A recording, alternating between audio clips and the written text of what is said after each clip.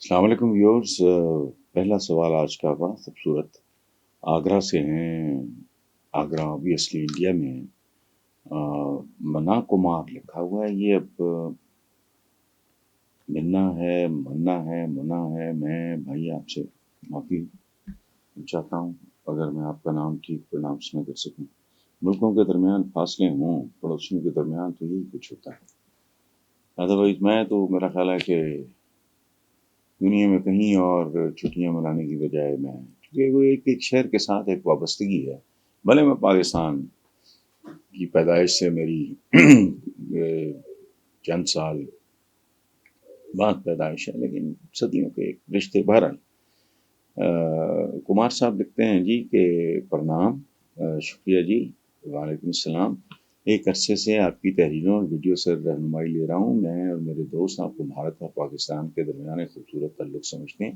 ایک تو یہ بتائیں کہ آپ کے کالم دوبارہ کب شروع ہوں گے؟ دوسری بات یہ ہے کہ بھارتی اور پاکستانی فلم انڈسٹریز کیا ایک ایسا اشتراک قائم کر سکتی ہیں جس سے نہ صرف بہترین فلمیں بنائی جا سکیں بلکہ دونوں ممالک میں روزگار کے مواقع پیدا ہوں اور دونوں ممالک کے لوگ ذہنی طور پہ ایک دوسرے کے قریب آ جائیں۔ آپ کی دونوں باتیں بہت خوبصورت۔ چونکہ کالم نگاری میرا رومانس ہے، ٹی وی پہ تو مجھے امی دھکا ہی دیا گیا ہے۔ میرا پیشن لکھنا ہے، تو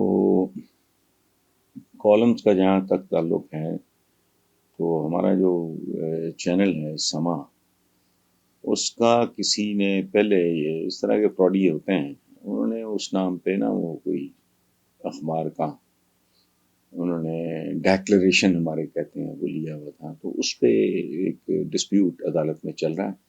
تو انشاءاللہ اللہ خیر کرے، آپ بھی ہمارے لیے پرارتھنا کیجئے کہ یہ ہو جائے۔ تو کالم کے بغیر تو میں ادھورا اور اداس محسوس کرتا ہوں، ٹو ٹیل یو آنیسٹلی۔ باقی رہ گئی دوسری بات، تو کمار صاحب وائی اونلی فلم، وائی؟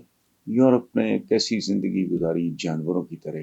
اب دیکھو یورپی یونین بھی بنی، بائے گئے، لیکن ان کو سمجھ آ گئی بات۔ وہاں کے ملک ہیں جو ایک دوسرے سے شدید نفرت میں مبتلا رہے، آج بھی شاید آئیڈیل ریلیشن شپ، آئیڈیل فیلنگ ایک دوسرے کے بارے میں نہ ہو، بٹ ہم کیسی قومیں ہیں جو سیکھنے سے انکاری ہیں۔ پڑوس مل جل کے چلے۔ ہمارے تو دین میں، اور مجھے یقین ہے گیتا میں بھی کہیں لکھا ہوگا، میں نے پڑھا ہوا گیتا، میرے ذہن میں نہیں، کہ پڑوس کے حقوق رشتہ داروں سے بھی بڑھ کے ہوتے ہیں۔ تو پڑوس کا مطلب تو پھر پڑوس ہے نا جی، بھلے وہ ملک پڑوسی ملک ہو یا آپ کا ویسے پڑوس ہو۔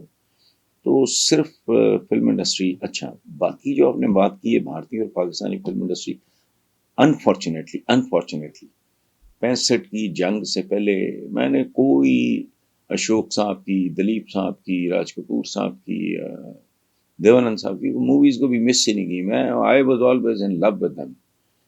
تو اس وقت آتی تھی انڈین میگزینس، ہمارے گھر آیا کرتے تھے۔ میرے والد اللہ بخشے وہ کہا کرتے تھے کہ اتنے میں تو ایک گھر چلتا ہے جتنے ہمارے میگزینس آتے ہیں، بچوں کے، خواتین کے میگزینس۔ سارا 65 کی جنگ کے بعد سین ہمارا انفارچونیٹلی بڑا زبردست، کرتار سنگھ نے بڑا ڈنکے بجائے، بھارت میں ریلیز ہوئی پاکستانی فلم تھی۔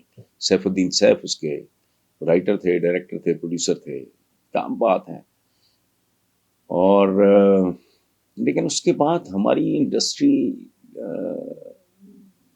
پہ ایسا زوال آیا ہے، چونکہ معاشرہ جب زوال پذیر ہو تو پھر اس کی کوئی چیز کم ہی محفوظ رہتی ہے۔ سو